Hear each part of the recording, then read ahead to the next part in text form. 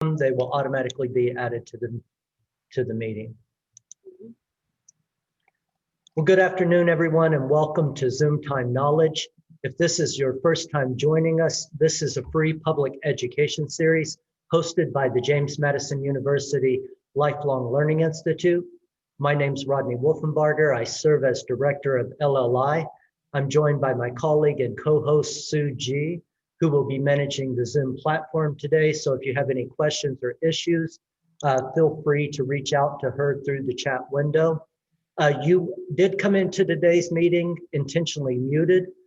You will remain muted until following today's presentation, where we will have a question and response period that will immediately follow. We will go to at least our scheduled time of 1:15 if there are questions.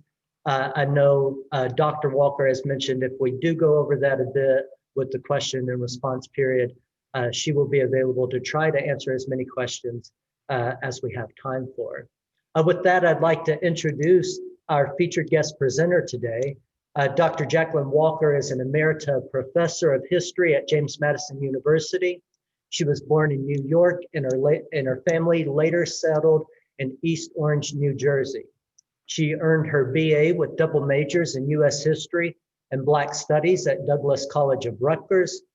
She then received a full fellowship to pursue advanced study at Duke University, where she earned an MA in History in 1973 and a PhD in History in 1979. Dr. Walker began an appointment as Assistant Professor of History at Madison College in 1976 and was later promoted to Associate Professor in 1982 and to Full Professor in 1988. If you're not familiar with the history of James Madison University, Madison College, and JMU, when we speak of those, the name differs, but the same institution we're talking about. Since retiring in 2010, Dr. Walker has remained an active member of the JMU Lifelong Learning Institute.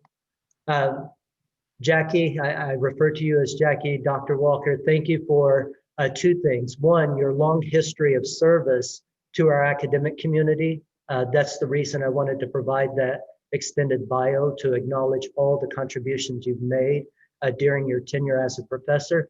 And then after the fact, reminding us that everyone is both a teacher and a learner. I love the fact that you're a student in our program, and now you're presenting and providing content as our guest speaker today.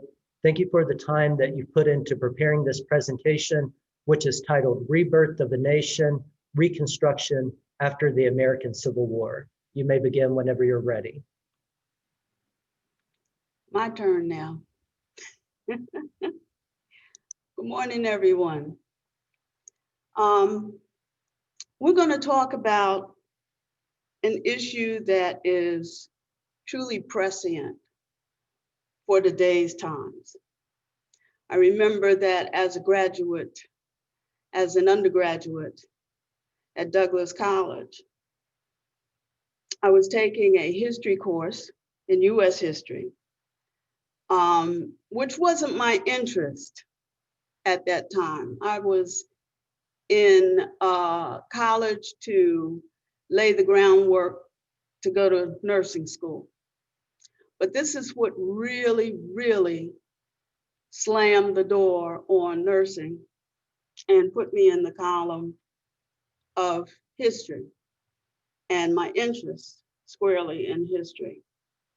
And that is, it struck me that as we live, as I'm living through the 1960s in college and watching the rise of the Black Power movement and the Civil Rights movement and so forth and so on, that our history tends to continue along lines of tightening our understanding of who we are as citizens of a state, as citizens of the United States, and how much of an impact that the Constitution has on our everyday lives. It surprised me that people are not walking down the street with their copy, their personal copy of the Constitution of the United States, because our understanding of what citizenship is, what you can do with citizenship, and who has your back when elements of your citizenship are denied or encroached upon or ever in question, as it is today. Yesterday, I was at Costco and I saw a person without a mask. And again, it struck me as I reminded them they need to wear a mask. Hearing the refrain back to me, I'm a citizen. I can do what I want to do. This is my body. I can wear a mask or not wear a mask. But this is my right not to wear a mask. And again, we get back to who we are as citizens, who we are as Americans, and how we interpret that so that it is a comfortable fit, sometimes uncomfortable fit, for each of us who claim to be we the people. That to me is one of the most interesting aspects of Reconstruction. I call it rebirth, a rebirth of America, America reborn, because it was, in many respects, a rebirth of our understanding of who we are, our placement within our states, our localities, and within the United States of America.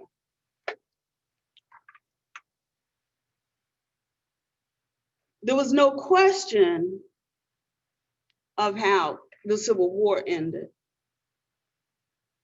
Lee, ever the gentleman, surrenders to Ulysses S. Grant at Spotsylvania, Appomattox Courthouse. Everyone knows that story.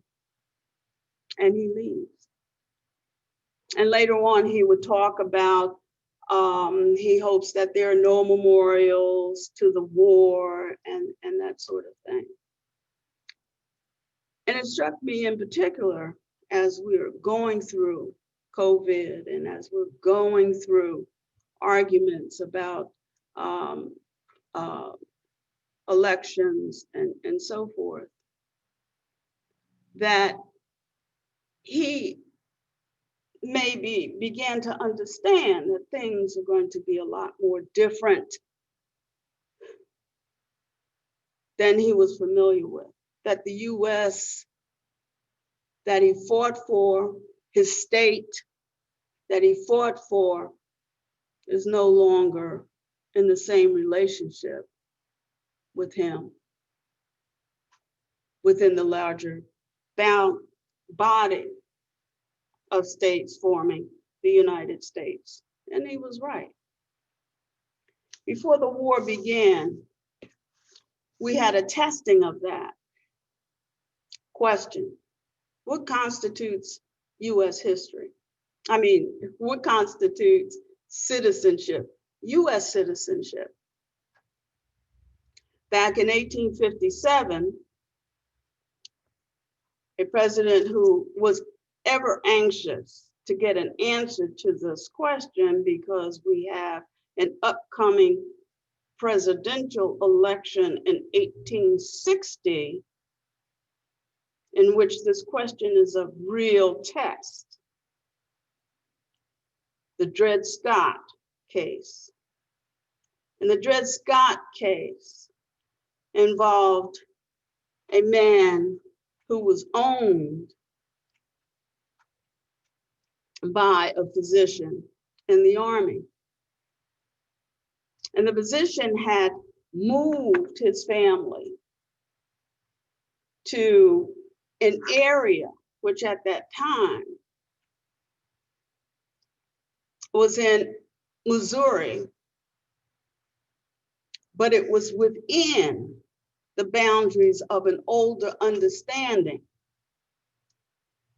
that was struck in 1803.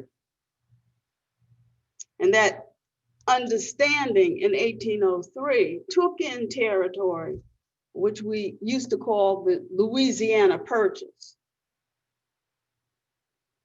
And then as the area became populated with settlers moving in 1820,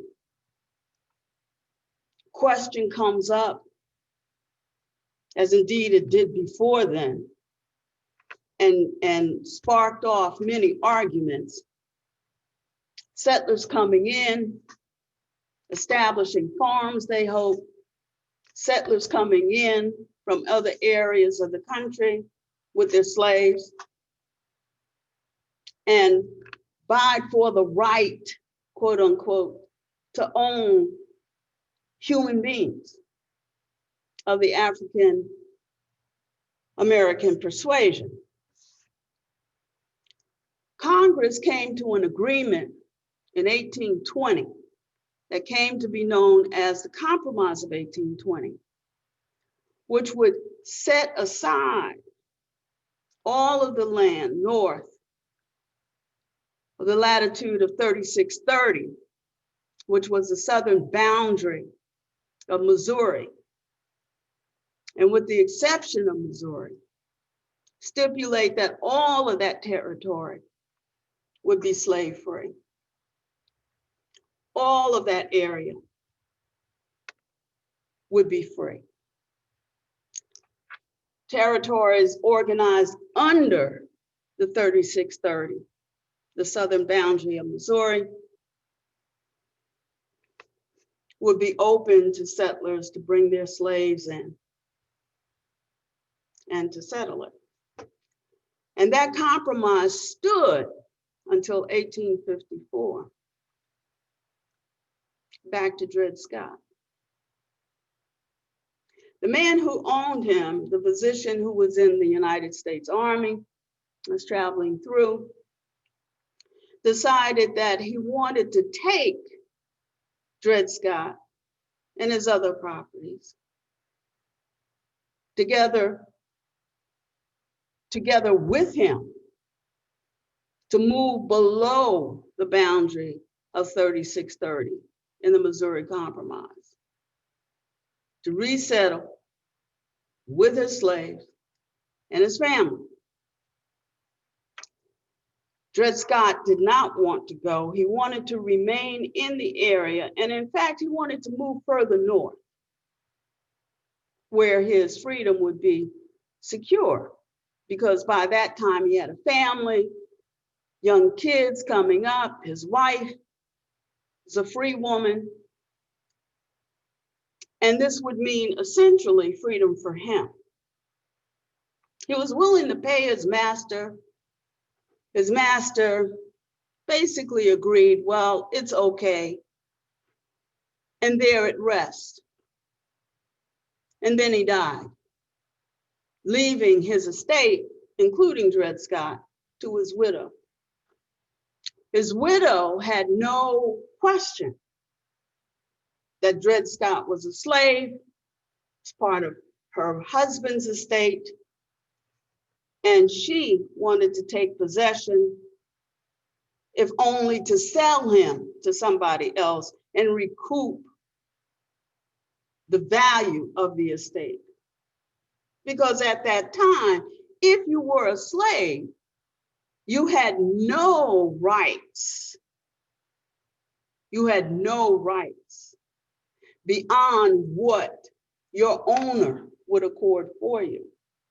Of course, there were certain caveats in law. You couldn't actually take your slave and murder him. It might lead to a court case, and depending on how horrific the crime, you may face the bar of justice. In most cases, you do not. Dred Scott wanted to remain, keep his family intact, and ultimately the case moves through the channels of the court. Is this man free, or is he still a slave and part of his owner's estate? That was what was tested in Dred Scott versus Sanford. The decision came down in 1857. Very interesting.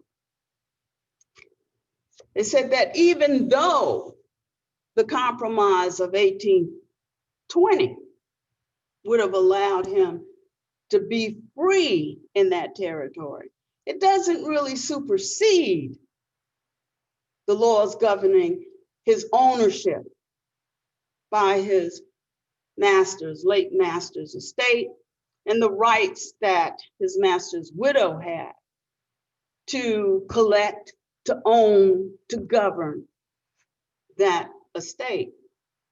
And in fact, and this is the phrase that is most remembered about Dred Scott,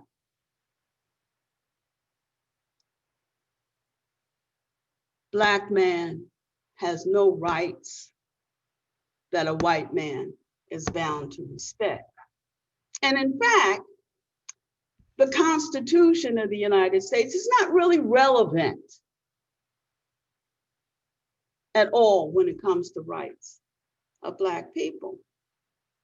And in fact, and this is where the justice veered away and moved into the area of what we would call obiter dictum, that is, moving beyond the direct facts of the case and moving into its implications. And boy, was it an implication. The implication is we have to question not only Dred Scott's standing as a citizen of the United States, being a citizen within US territory that outlawed slavery. But indeed, when we look at the Constitution and its provisions for citizenship, there's nothing really there that stipulates that because you are a resident within a state, that you are by implication a citizen of the United States. So really, when it comes down to it, the only persons that could claim to be, without question, citizens of the United States are those who come in under the provisions laid forth by Congress to naturalize as a US citizen. Everybody else's citizenship is based on a presupposition, on assumption. And that is where we were when the first shots were fired during the Civil War. A question of what really does constitute citizenship to the United States. So therefore, we have a panoply of states in which people reside.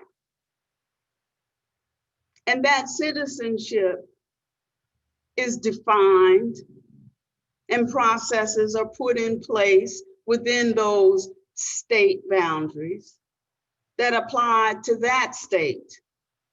So therefore, you would have, for example, since 1826 in the state of New York. In 1826, the state of New York outlawed slavery and provided for gradual emancipation to basically allow slavery to die out. But in Massachusetts, it wasn't done that way. Certainly in Virginia, it wasn't done that way. In fact, if you were free, you had, your former owners had about 60 days to make sure that you were outside of state boundaries in order to maintain that former slave's freedom. Virginia was not friendly to freed slaves, to freedmen, to free Blacks. So this is where we were when the war opened. When it ends, this is exactly where we still are. And during the course of the period of the war itself, Congress passed a few measures to address the question of slavery, not because of an overarching sentiment that slaves ought to be free, we shouldn't have slavery, et cetera, et cetera, et cetera. But as a question of warfare, it is a standard procedure that in times of war, whatever material that is used to propagate the enemy's conduct of the war can be appropriated by armed forces to their own use. Now, in the case of slave states, it was often bragged upon that we have a mighty advantage in having slavery because our slaves can support us in doing the scut work, the material support of the war, the raw labor of war. So therefore, we only have 9 million white people within the seceded states. We only have 9 million. And logic would seem to point out the fact that with 23 million in the Union states, they far outnumber us. And waging war against the breadth of that kind of society where you have 23 million people to fight against, and not on their territory, but on your territory. This is problematic. Very problematic. So in order to get at the heart of that, strike at the heart of that strength, what the Lincoln administration had to do and what Union armies had to do was to somehow come up with a formula which would allow them to confiscate slave labor, or at least use it in order to prosecute the war. Now, this was the area that I was interested in writing my dissertation. I wanted to know how those policies came into being and how that influenced the direction that Reconstruction would take in its initial stages. Black people were not stationary during the course of the Civil War. In Virginia, in particular, where Fortress Monroe stood, Blacks were steadily coming, fleeing from the plantations where they were held, going through swamps to reach Union lines. Because even though they knew that their freedom was not guaranteed, it was a bargaining chip that they could use with Union forces. There was a great deal of pressure being brought to bear on the Lincoln administration to come up with a policy that would enable them to use the labor of fugitive slaves and therefore deprive of that labor from Confederate forces, from rebel forces, and strengthen their position to vanquish the rebellion, rather than to tiptoe around the question of slave ownership and property interest in slavery, and allow Confederate forces to use that labor as they so wished. A policy was first tested in Missouri, and it was most successfully tested in New Bern, North Carolina, where General Ambrose Burnside took Union forces into New Bern, North Carolina, and the Cape Fear region. And as Union forces were coming in, residents in New Bern, which at the time was the second largest city in North Carolina, white people, civilian whites, particularly women, children, old men, were moving west, further inland in North Carolina to escape the invasion of Union forces into Cape Fear region, Wilmington, New Bern, areas where we know and love today as the Outer Banks, okay?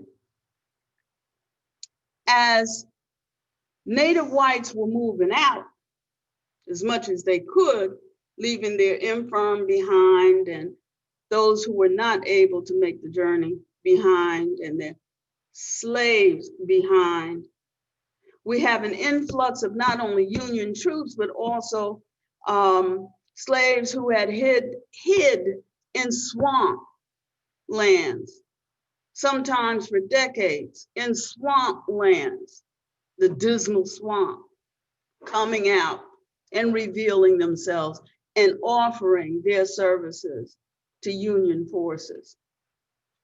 The question was raised, can we do this? Are they just simply property? How does this really relate to the war? And Ambrose Burnside wrote Thomas Stanton, who was Secretary of War under Lincoln, and said, look, we have a situation here and we've been waiting for your guidance. And he was diplomatic in saying this, waiting for your guidance on this question. So in the interim, I've come upon a formula. And the formula is this, maybe we could use this in the interim. Formula would be this. Instead of returning those slaves to their former owners, to their owners. We will retain those slaves, those African Americans, retain them behind Union lines until such time that an owner could prove their ownership. And if we find out that they have contributed in any way to the war effort, you know, we can confiscate them under military codes and brand them contraband of war. Contraband of war. Formula stuck. Lincoln accepted it. Thomas Stanton accepted it. And ultimately, in July of 1862, Congress would translate that language, almost precisely Burnside's language, into the Confiscation Act of 1862. And in the Confiscation Act, it would go even further and say that such persons who are confiscated under the provisions of being contraband of war would be welcomed into our armed forces and freed and win their freedom. Excellent formula. And in September the 17th, 1862, it was translated into an even broader definition and prospect of citizenship for slaves. And that is contained in the preliminary Emancipation Proclamation, which Congress enacted right after that battle. And it became a blueprint over the next 100 days to say that in 100 days, if the rebellion has not ended, those in rebellion would lose their slaves. Those slaves would be confiscated and set free. And it's set up an interesting proposition, because if it's going to be an if-then situation, if you don't stop the rebellion, then we will take your slaves. It meant that, wait a minute, there are areas within the South, within the Confederacy, where would the Emancipation Proclamation apply unilaterally or specific areas? And the Second Confiscation Act, the preliminary Emancipation Proclamation stipulated that at a later time, on January the 1st, 1863, an announcement will be made that finalizes the Emancipation Proclamation and designate to which areas it would apply. And that's why there's always been somewhat of a confusion about the Emancipation Proclamation. And belying the huge celebrations of January the 1st, which are still taking place today in Black churches, it didn't free any slaves. It freed slaves only that where the Confederacy was still in control. And those slaves under Union control, it didn't apply to. So it was mainly a tool of propaganda. And it was effective because what was at stake was trying to level the steam that drove a war over slavery, and also to attract supporters from abroad, particularly in England, which depended on Southern cotton for its textile industries. In any case, it still doesn't touch the question of US citizenship for everybody else. When the war ended, it was almost a no-brainer that we would have an emancipation proclamation, an amendment to end slavery, and that was the 13th Amendment. And what is interesting about the 13th Amendment, and again, there's discussion about it today. It's a pressing topic today. In fact, film has come out about it. Historians have been interested in re-examining the implications of the 13th Amendment for the criminal justice system. But at any rate, we'll say slavery and involuntary servitude. Let me get the exact wording here. Except in cases, that's the 15th Amendment. Pardon me while I page through here a little bit.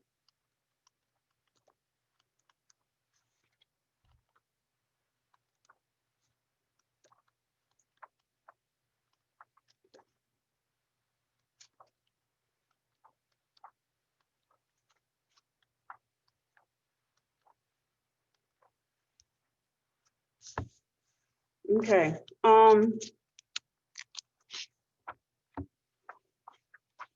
Slavery and involuntary servitude will be henceforth prohibited, except in those cases in which person is duly convicted of a crime or such violations under law. Okay, so slavery and involuntary servitude can be used as punishment for a crime. But focusing on that first part, slavery and involuntary servitude is abolished. It raises the question of, okay, what was that going to mean? What are we talking about in terms of freedom? Freedom to do what? Up to this point in time throughout the course of American history, to this point in time, it was assumed, that you were essentially free to do whatever it is that free people do. They get married, they have families, they have estates, they can transfer their estates, they can move where they want to move, etc. But there's a great deal that American citizens, even within the states, and state citizens, understood to be citizenship, but was never really spelled out in the Constitution itself. And that is the importance, essentially, of the 14th Amendment. The 14th Amendment would teach us a great deal, and starting on a platform. This is the second birth of citizenship. First phase is over. In the first phase, the American Revolution and the success of it granted rights to inhabitants based upon their citizenship to a state in which they reside. The states designated who shall be citizens and who will not be citizens. The states designated residency requirements. In one state, it might be 3 years. In another state, 14 years. But there's a difference there. The 14th Amendment attempted to clear all of that by saying that a citizen of the United States is a person who is born or naturalized as a citizen of the United States. And having no allegiance to no other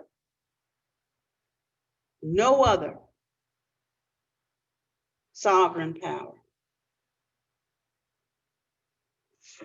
That as a citizen, they are entitled to life, liberty, and property, which is the pursuit of happiness, property,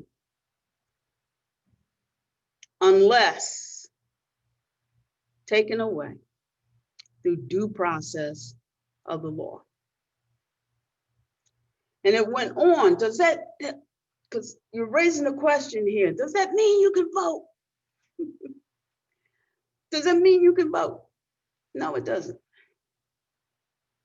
The second section would allow Congress to enact any such laws to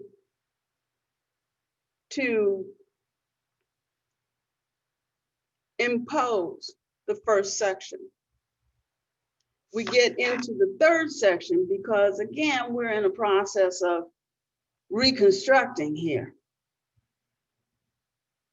to make sure that these provisions do not apply to people who lost their citizenship as a result of taking action against the United States. It also prohibits the war debt of the Confederate States of America from being repaid. It voided that. And it went on to indicate that those persons who have taken up arms against the United States would have to have a pardon, be pardoned, in order to regain citizenship and so forth. And that 13th Amendment and that 14th Amendment are absolutely critical, absolutely critical. The 15th Amendment, which was enacted in 1870, would provide the basis for universal manhood suffrage, because it did not include women, Black women or white women, and that would raise other issues as well.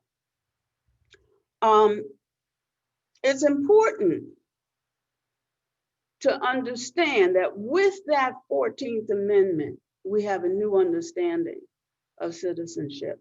We have a new understanding of what it means to be a citizen. Prior to the 14th Amendment, it meant a resident of the state, being those such persons as the state recognizes as a citizen, but not really. So therefore, you find that prior to the 14th Amendment, there was very little, if any, jurisprudence on citizenship, with a prominent exception being Dred Scott versus Sanford in 1857. It's only after the 14th Amendment that we begin to see a rise in jurisprudence, court cases dealing with citizenship. And here is evidence then of this new birth, new nationhood, because our understanding of what constitutes citizenship completely changed with the emergence of the 14th Amendment. We owe that to the 14th Amendment, because now state citizenship is not primary, it's secondary. Your citizenship is to the United States. If you were born here or naturalized through the laws of Congress to be a citizen, your citizenship, your primary citizenship, is to the United States of America. Your citizenship in Virginia, your citizenship in New Jersey, yes, New York, yes, are secondary.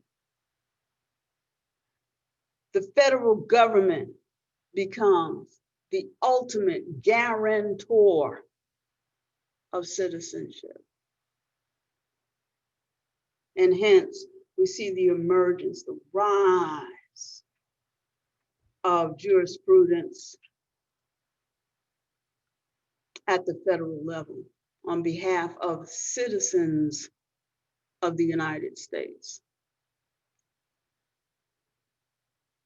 So if this is the second birth, the second Reconstruction, what does that say about our present time and the present issues that we face now?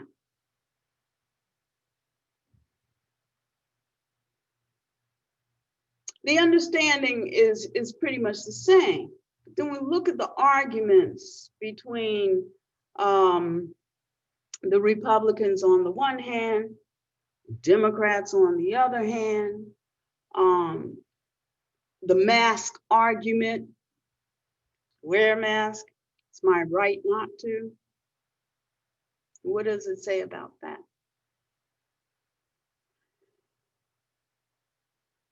It says, or its meaning is being debated all over again today.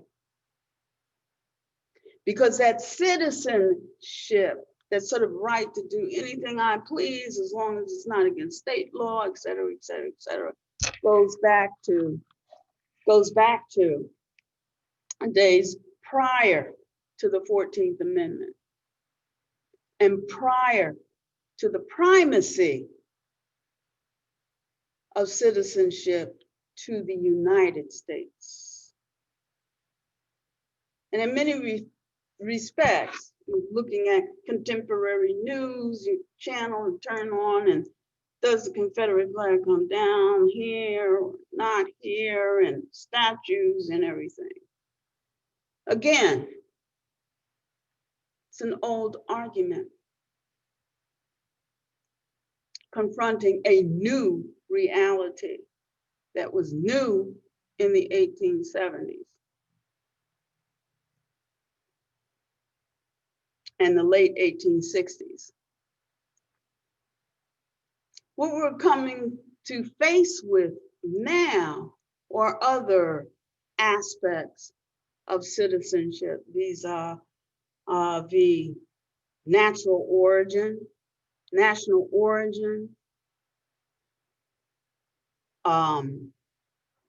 religion, language spoken, and so forth. We are on the precipice, once again, of not only testing the parameters of citizenship, but also testing the meaning of being American and being a citizen of our states. Okay, I'm gonna put a pin in this. It's a long running argument here. And open up the floor to any questions that you may have. Rodney, what you think?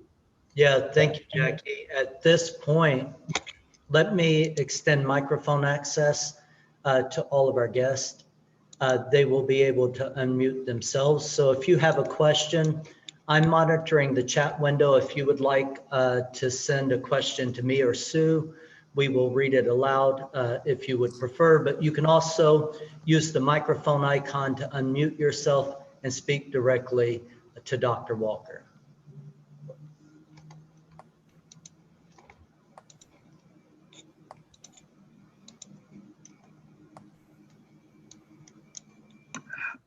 Dr. Walker. Yes. Do you believe that the presence of a large number of Black soldiers at the end of the war had any influence on the amendments to the Constitution? It did. It did. Clearly it did. 186,000 Black men, both from the Confederacy and northern states, Union states, volunteered to fight on the Union side during the course of the war. Most of those men were already free. Many of them were not. So they were in the war fighting in order to guarantee their freedom under the provisions of the Second Confiscation Act. Does that help? Yes, thank you. Yeah. And that was a major part of it, that you have Black men who are fighting, who are taking up arms in order to join the Union and repel the rebellion. Professor, Yeah. Did any freedmen prior to the Civil War, did any freedmen Black men have the right to vote because they were free? It depended on the state. And again, you have to go back to state, with the state being your primary locality of your citizenship, and your citizenship to the United States only as a function of your citizenship within the states. But the citizenship within the states is primary. You understand what I'm saying? So it's like saying, I'm a Virginian, period. I'm a citizen of Virginia, and that's my primary citizenship, okay? That means that I can't look to the federal government to have my back if Virginia acts up. And because the United States is not the primary guarantor. If I'm in Virginia and Virginia decides to violate my rights as a citizen, there's no place to turn under that prior understanding. But with the 14th Amendment, I'm guaranteed my citizenship because I was born here. Okay? And as a person who was born on US soil, I'm a citizen of the United States primarily, and only secondarily in Virginia. That's why I'm not stuck in New York. I'm not stuck in New Jersey. I'm not stuck in North Carolina. I'm stuck in Virginia by choice. By choice. And if Virginia acts up, I can be stuck someplace else by choice and still collect my Social Security check. You understand what I'm saying? It makes it real when you think about it. It makes it real. And that's how important a question it is. And it adds to the fluidity that we've experienced since the Civil War years within territories, in and out of the states, in and out of the states. Go to Cancun, for, nice little vacation and come back. Stay a little while in Panama. Let's go to Samoa, okay? US territory, Virgin Islands, let's go there, US territory. So in other words, it provides that fluidity because the state is your second basis of citizenship. Your primary basis of citizenship is citizenship in the United States. Feel better now? Good. All right. I see that we have Chris, you and Robin, I see a hand icon. If you'd like to unmute yourself, I can prompt you. There you go. Yes, this has been a fascinating talk, and I think I've learned a lot from it. You said that emancipated slaves had to leave Virginia within 60 days. And I wonder how long that lasted or when it started, because I remember learning something about a woman who had a business. She was a milliner in Charlottesville and it was in a building that's now part of the downtown mall. And she had a son named Isaac who operated a newspaper. And their story was quite interesting, and I don't remember the details, but I wonder, it seemed as though they were able to live there for much longer than that. And I understand that things got harsher as they drew closer to the Civil War. Yeah, but it was like, in other words, even though you're free Black, okay? The extent to which you can exercise that freedom was based upon state law prior to the Civil War. Okay, does that make sense? So in other words, Virginia can make its laws and say, you gotta be out of here in 60 days. It can also, you can go before the court and maybe appeal that. That's fine. But it's not guaranteed. It's not a guarantee. And in most cases, unless you are gainfully employed, you have like a business and you're well known in your community, you could have other people come before the court and said, she's a good person. All right. She's not going to start any trouble. And have that kind of testimony in your behalf. Often required that. You had to leave. It wasn't up to you. It was up to the courts. And, because the law within Virginia would say 60 days, you have to get out of here. Now, there were some inducements because a lot of times in that early 19th century, there was an affiliation with the American Colonization Society. And the American Colonization Society would provide colonization in Liberia. Beginning to sound a little familiar here.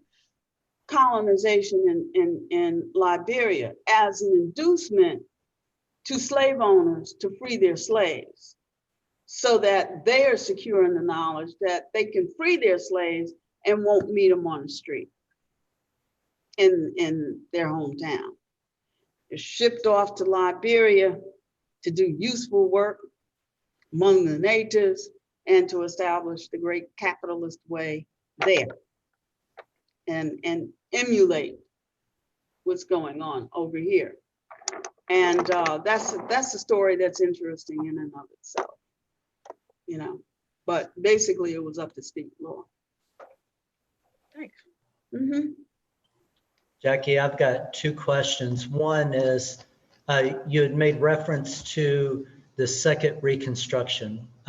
What period in history are we talking about? Do you believe that that's still underway? That's a good question, because oftentimes, by ignoring the first Reconstruction, the second Reconstruction can be applied. I did ask a question, right? Wait a minute, applied to the civil rights era. Okay, we often use that term to say civil rights era, second Reconstruction. And in many respects, it was, you know, a second Reconstruction. I guess what I'm trying to impress upon the group, and also in my own thinking, is that to me, one of the shining moment of genius in our system here is that we undergo Reconstruction as our society needs it, a reconstruction process. We are free to remake ourselves in law and in custom. And the civil rights movement is often regarded as the second Reconstruction, had legislation to go along with it. The Civil Rights Act not only applied to issues of race, but also of gender as well. You know, so we have that fluidity against a backdrop that sometimes focuses a bit too much on keeping the old understanding of who we are as a nation. Okay. And I muted, Pat, I muted your feed, but if you have a question, feel free to unmute yourself and ask it. What was the opposition to the 14th and 15th Amendment? Oh my goodness. The opposition to it. A lot of the opposition to the 14th Amendment, which attempted to be redressed in the third section of the 14th Amendment, was a question of citizenship with regard to those who conducted rebellion against the United States. There were those who were deprived of citizenship, the rights of citizenship. Most of them were interested in their property ownership, okay? Who would be permanently estranged from their estates, estranged from the rights of citizenship, had it not been for Section 3 of the 14th Amendment to impose limits on the time that they would be restrained from their rightful or their place within their states and within the nation at large in terms of their rights as citizens.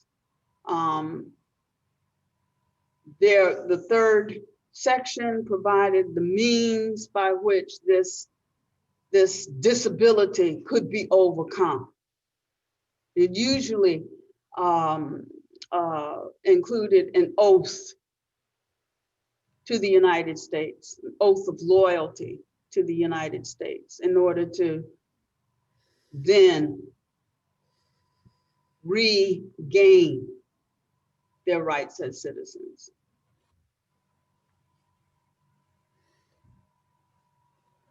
Does that answer your question? To remove that disability? Thank you. Mhm. Could I ask also, weren't the passage of these amendments Mhm. to the Constitution, weren't they just the beginning of a Reconstruction? I mean, the Congress took other action, and there was a lot of new elections and all other things in the South. Sure. So they Yeah, were at the beginning, right? there's sort of like two phases here. The first phase was presidential Reconstruction, and that was the early period in which Lincoln was trying to do two things: basically take the steam from under the rebellion, and by letting people know that, you know, if you forswear the rebellion, that you can return back in your normal place as citizens without disability. And so it's an inducement basically to take away the cause, you know, for perpetuating a rebellion against the United States.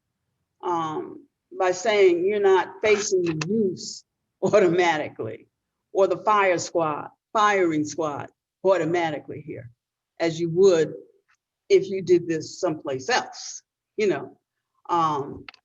But if you lay down your arms in rebellion, we'll welcome you back. You're still our brethren. We'll welcome you back. And your rebellion won't be taken as a permanent disability. Okay. So basically that was the basis of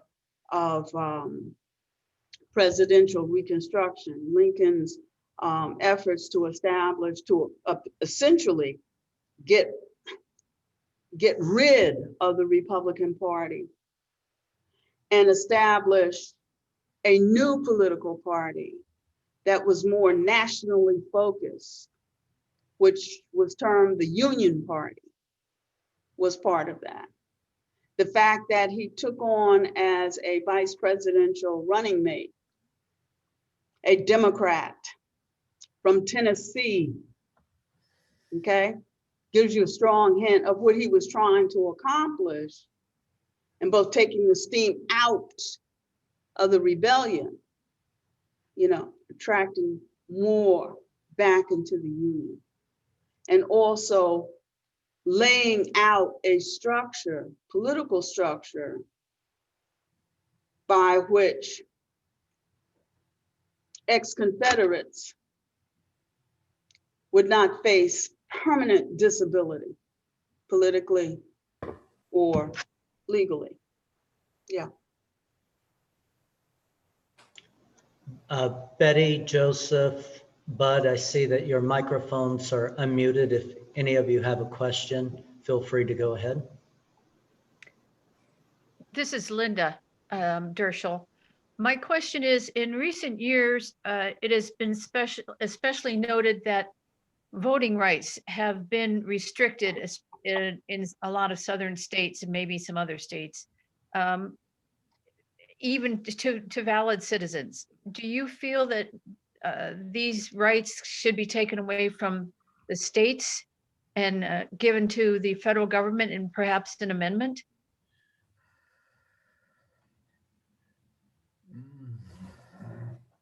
I really don't understand your question. Voting rights in many southern states have been restricted.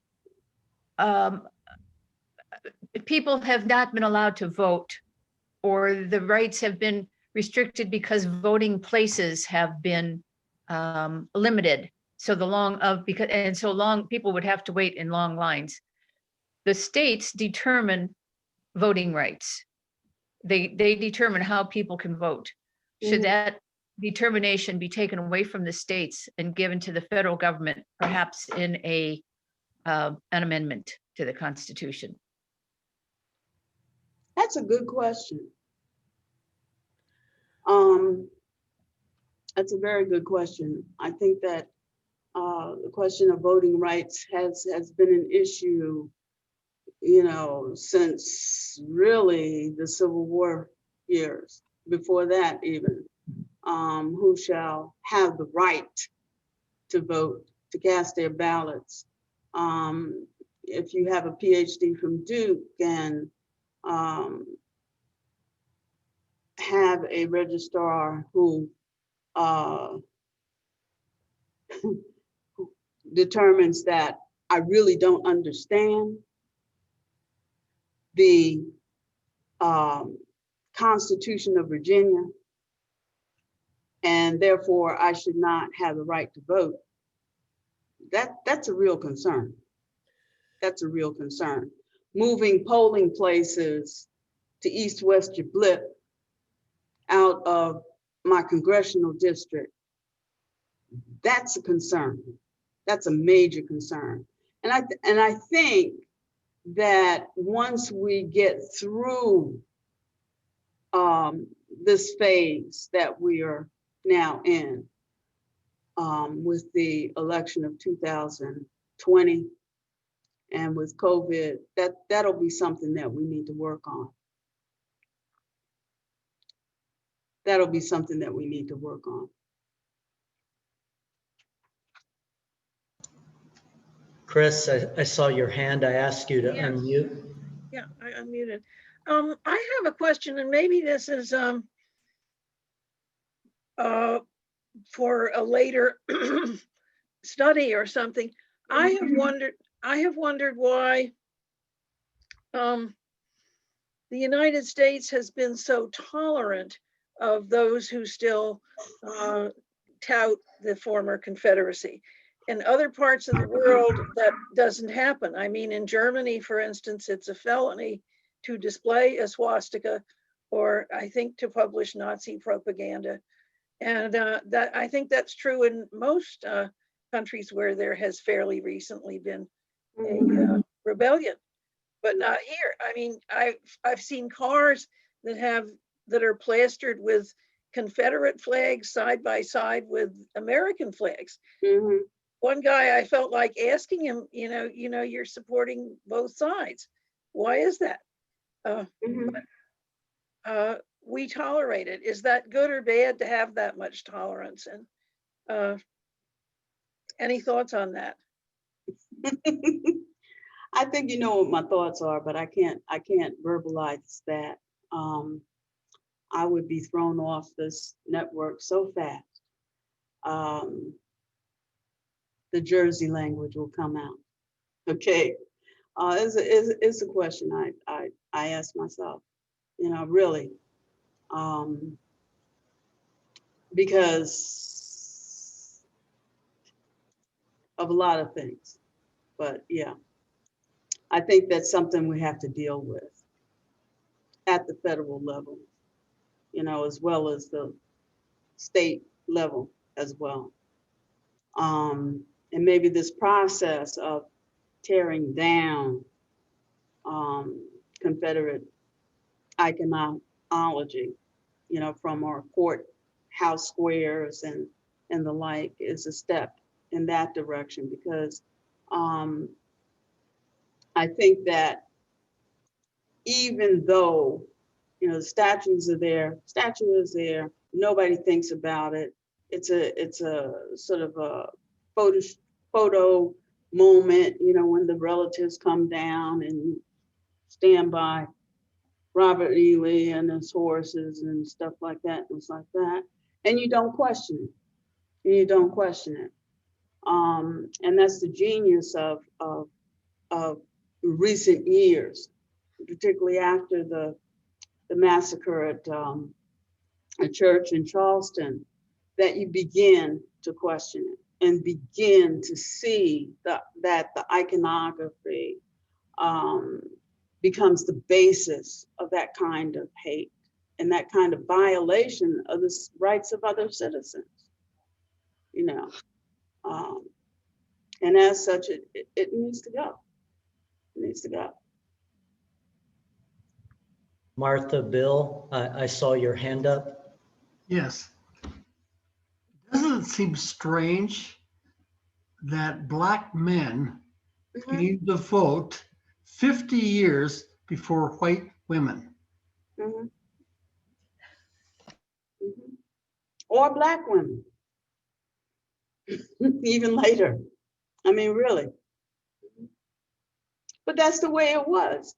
You know, when you think about the course of women's history, it's amazing to read the literature and come to the understanding that this idea of women almost automatically getting custody of their children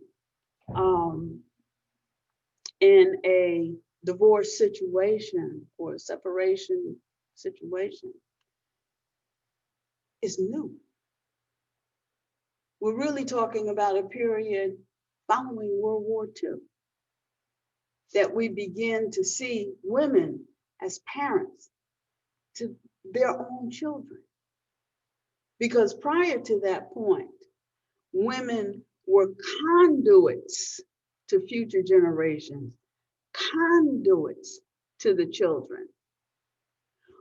But the husband, the father, the male figure, you know, was the parent in law. So for a woman to leave her husband, by law,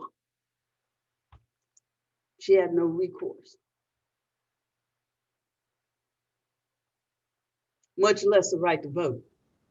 Okay, because we're talking about the right to vote, women obtained in 1920, you know, 20th Amendment, but the whole understanding of family structure and parenthood is radically changed as a result of events that would take place during and after World War II.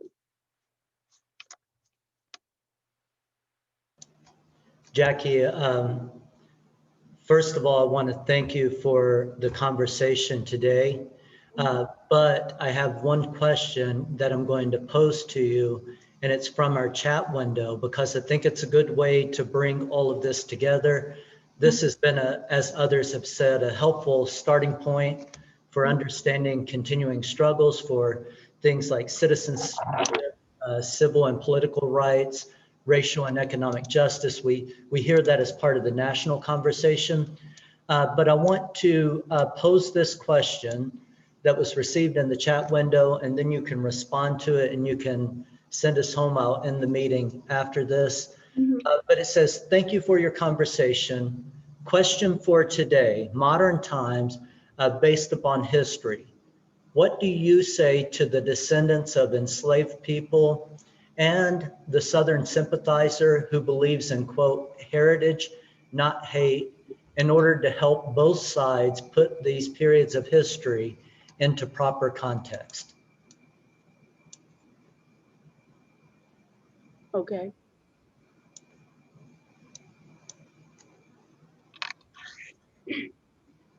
Oh, you want me to answer it now?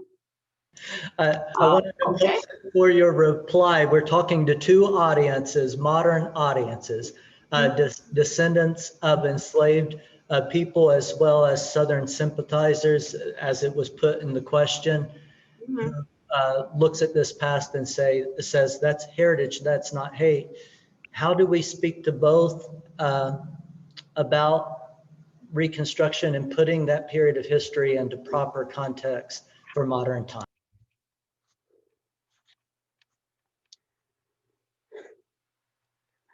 Okay.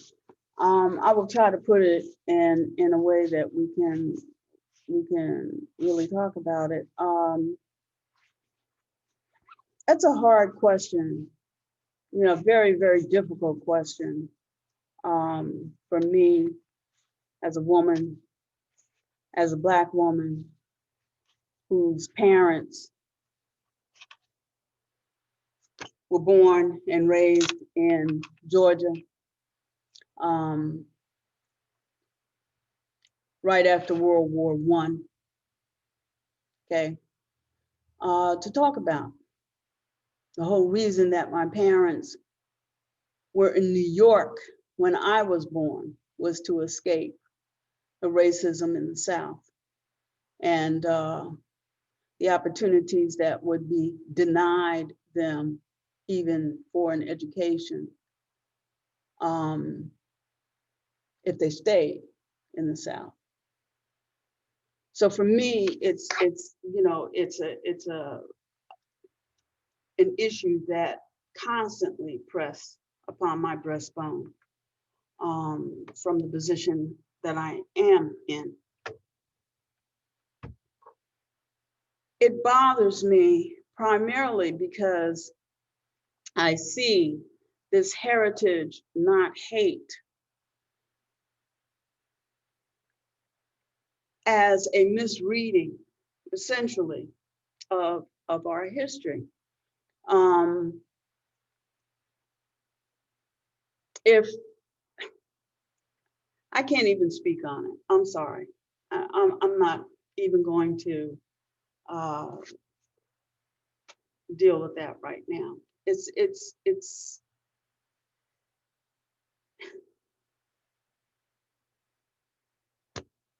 that's a hard one. I shouldn't have even attempted to deal with that. Well, Jackie, I will say thank you. I know when we met yesterday, the first thing that you told me is what a challenging time it is for everyone. Yeah. With everything that has been part of the national dialogue, that and it's not just elections, it's not just coronavirus, it's where we move from here. And so it is a difficult thing that we grapple with. I know for certain parts of our community, it's more difficult because it's more personal. And thank you for your time today. Thank you for presenting. Thank you for sharing this history, sharing that part of your story, and for coming down here today in the middle, and we keep saying it, in the middle of a global pandemic. You came out and you presented today and you walked us through an important part of history that we will use to no doubt create our future from, and I thank you for it. Thank you. Thank you for inviting me. You're welcome. Friends, be well, take care. We hope to bring you more Zoomtime knowledge in the new year. Mm-hmm.